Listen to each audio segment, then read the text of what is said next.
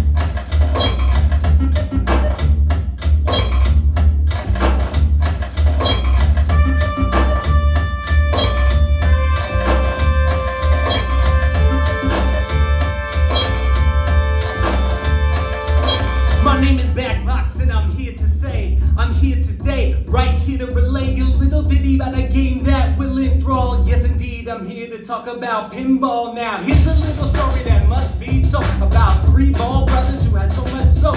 Yeah, they came in, and then they started rocking, and then suddenly someone walked in, and then, yeah, evil man can't get it going. Everybody wanted to know what was going on. Yo, he trying to take the points for himself. Y'all know that he wanted to anoint himself. He was jackpot. Jackpot. Jackpot. Jackpot. I'm a good guy, cause you're jackpot. You can't go it, you can't be done, you know. He had to go in as number one. First up was Ace, thinking for his neighbors, and he got locked up. Next up was Deuce, tried to squeeze the shoes, but he got locked up. Now, the clock's ticking, it's all on the tray. The third brother, the baby who never saved the day, and didn't know if he could do it, but y'all know that he had to try, so he knew it. And so I peer down from my perch, where I guard the scores toward the plunger lane, where all great pinball adventures begin. And there sits Trey, the third brother. He questions whether he is ready for this moment, whether he has the fortitude to face a power so strong that he captured both his brothers before him. As he rises, he ponders, and then he speaks. They say life's just a game, and we're all just playing it. What are we playing for? Something worth playing for. The hum of the land and the lights up above, they give me rhythm and they show me love. I can see there's something in this game for me.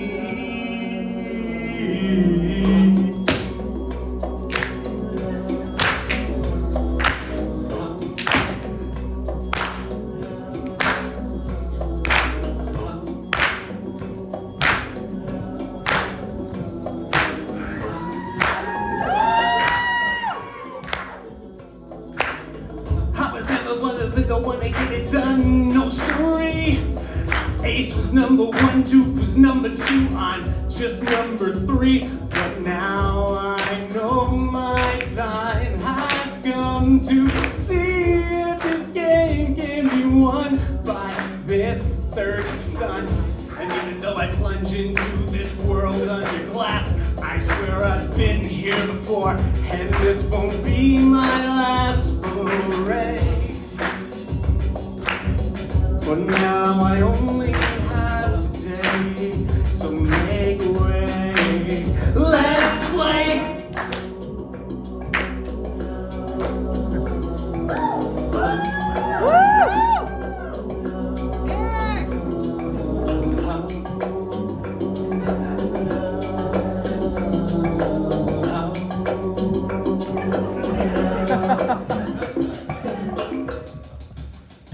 renewed sense of purpose, Trey takes his position and braces himself for whatever may come. He launches himself, flying into the fray. And as he travels, he senses something. His brothers calling out to him. What was this magic? He could hear their heartbeats, like a drum leading him to battle, and poetry from their lips reverberating all around. He listened and wondered, what was it they wanted him to hear? Just be you, that's what's really cool. Try to be someone else, try not to be such a fool. Try to be something true, something that you believe, something that's so unique that no one else can conceive. All these cultural thieves, pilfering from the coffer, thinking they need the new, is never what they can offer. Do what you can to profit before the court of public opinion that you're a minion of one. Follow that 1 in 7 billion, seek that life from within, and I do believe you will find something that is truly yours, because it's one of a kind, because it's what's in your mind, combined with what's in your heart. It's what makes you you, and I love that from the start. See what role you can dart, it's a tiny low for a sign. Your life is only so long and you can't buy extra time. Don't find a way on the line, your life could be someone else. It's clear as day, my sibling, just be yourself. It's like that, you just gotta be yourself. You don't need to be somebody else. Don't let them, just be yourself, come on. You just gotta be yourself. No need to be somebody else. Don't let the haters take you down. Just be yourself, come on.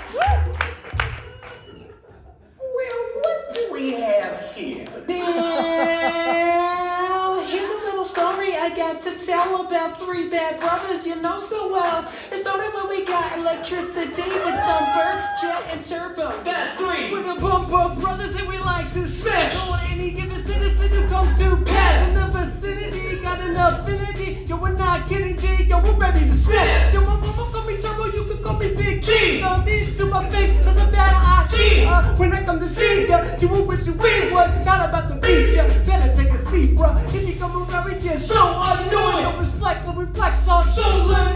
Knocking and rocking you to oblivion. You don't want to rumble with the brothers, so avoid. Well, so far it looks like you really don't get it. Jackpot told us if you want to store something dead. This'll just take a second, yo, we're ready to wreck it. We got the tech to bring you the heck with the littlest effort. Even if you kiss the ring today, ain't been no favors. Come get a taste of pain, it comes in 3 flavors. So better savor this moment and bring it to Savior, the Savior. We 3 brothers about to break it.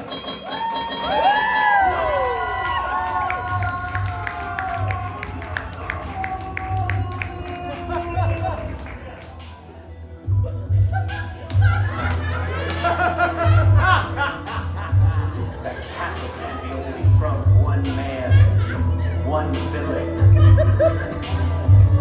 You all know now, voice of the dreaded Jackpot. Now look what we have here. A little sort of ball of energy. Yes, you came here to save, now you're heading to your grave, so I'm here to provide something of an elegy. See, you thought it was just a simple question of whether you believed you could achieve. I'm very sorry for you, friend, but this is really the end. Now it's time to us to watch you quickly leave. And so I leave you with this final refrain. As your existence rose could take to the drain. Your efforts here all have been made in vain. Your mistake was thinking that this was just a game. No sir, no, this is not a game.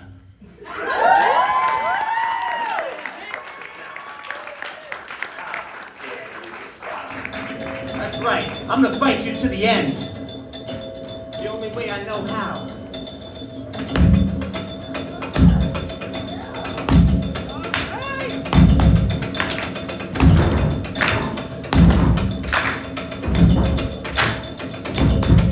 Yeah, it's pinball, it is pinball, no tilt at all, cause it's pinball, yeah, it's pinball, yeah, it's pinball, yeah, it's pinball, yeah, it's pinball.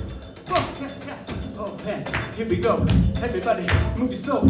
Gotta go, gotta flip. Better know what it is. Yeah, you gotta keep the motion in going and everybody flowing and y'all know where it's going. This electric is kinetic the way you want to respect it, but you can't check it. You just have to know, boy, 1 second. Yeah, you gotta be ready.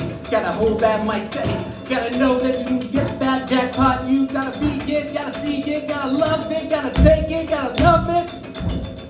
Gotta be dancing, dancing. Oh no, oh no, oh no, oh no, oh no, oh no.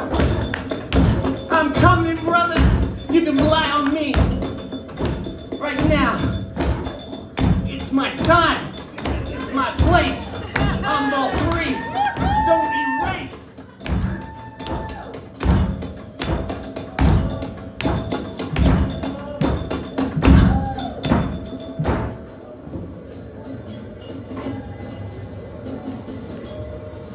Thank you.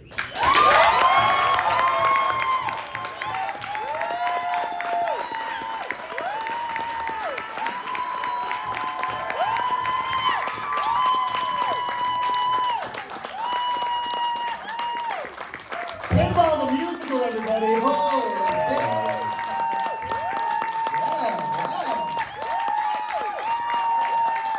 wow. So that was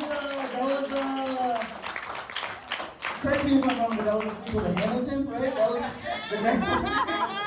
Oh my God. Okay, say that into the mic. Yeah, Hamilton by Lin-Manuel Miranda. Now you're happy to have me now?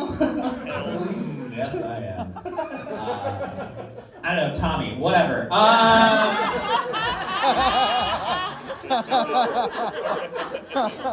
That was excellent. So you've played pinball before?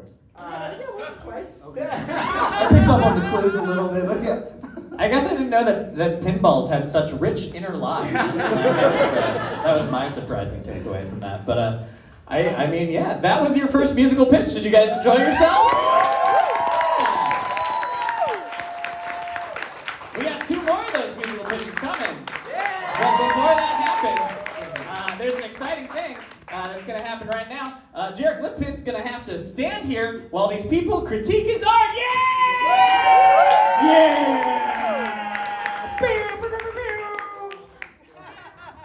Oh. This is really emotional support, yeah. Come on. Oh, for fuck's sake. Aw, thank you, emotional support hosts. I guess since I'm holding the mic, that's me. Hi. Derek, oh my God, you're quite a pinball wizard. Thank you. Yes, and there. Yes, I know. Tommy was already. We're here. We're here. No, your passion for pinball certainly comes out in the character development here. I mean, and the commitment, the physicality, the musicality, and the costume changes. I mean, come on, are you sweating, dude? Because you have like 5 layers on. Really well coordinated. It, like, you spoke with your whole soul about pinball in your body, and I appreciate it.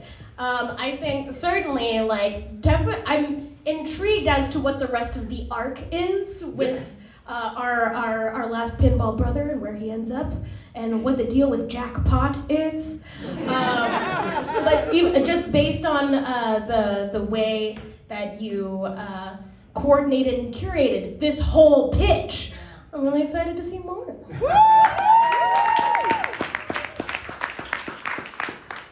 I'm so glad you. It was so stimulating. I felt like I was on a ride. I wrote down drive, pace, like there was stakes and urgency, and I'm very sensorial, so like I'm not as quick to pick up on those things, like the plot, and so I'm glad you pointed out the brother and everything, because like I was like, oh, that's right, okay, but But like, so I pick up first on the like textural things, I guess, and the sensorial things, and so I like the urgency. I was there, I was like on a ride. Are you considering this as a one-person piece? No, it was more that I didn't really feel like it was responsible for me to rope anybody into it.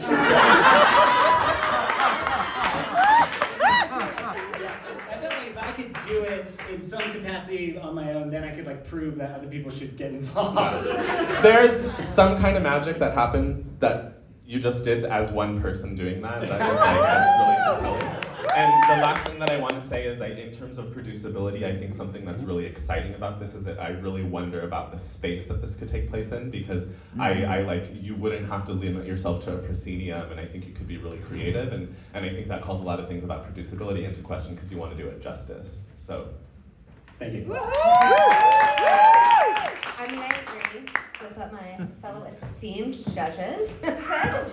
To piggyback on what you were saying, I mean, thinking about the kind of space this could succeed in, it immediately makes me think about an immersive experience, which I know is like really trendy right now, but for a reason, because it's so exciting and we've been starved for live art.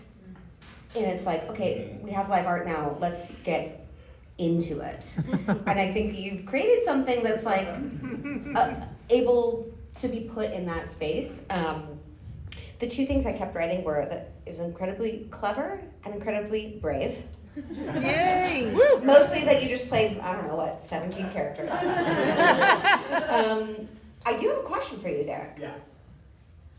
When you think about a company or like people producing this or like working with you on this, how willing are you to like give up that influence and power? Because it's hard. Honestly, I think I do tend to be like a solo guy, right? Like it's, even in work, like I like to own my work, but I think it's something, I think I actually thought about that as I was producing this idea. I was like, yeah, other people are gonna get into this and they're gonna see it differently, and I actually welcome that. I mean, I think it's gonna be great if I were to have the opportunity to make something more out of this, to like actually get some feedback that was gonna be live produced. So anyway, yeah, I mean, I recognize in myself the tendency to wanna be the one man, but also I know I've set my intention. Okay, that's so good to hear, because as theater makers know, the magic happens in collaboration. Yeah. And it will just like open your eyes and open your heart. Not to get too hippy-dippy about it, but like that's where the beautiful work happens. And I think that what you've created has given people like us and an audience an opportunity to just like all meld together. And then yes, to speak about it from a choreographical standpoint, girl, I already choreographed half those numbers.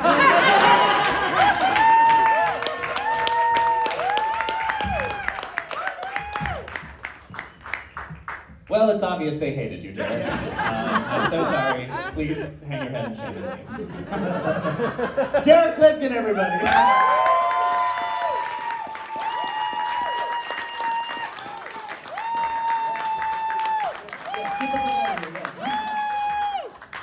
You know, my favorite part of any one-person act is just watching them clean up their own. Like an artistic walk of shame, if you will. You're doing a pretty good job, though. Is this a clown act? It's like a shitty burlesque show. He's a lawyer. Yeah, I walked backstage and then I was like, he looks like one of those statues in New York Square, just walking around with the hat. All right.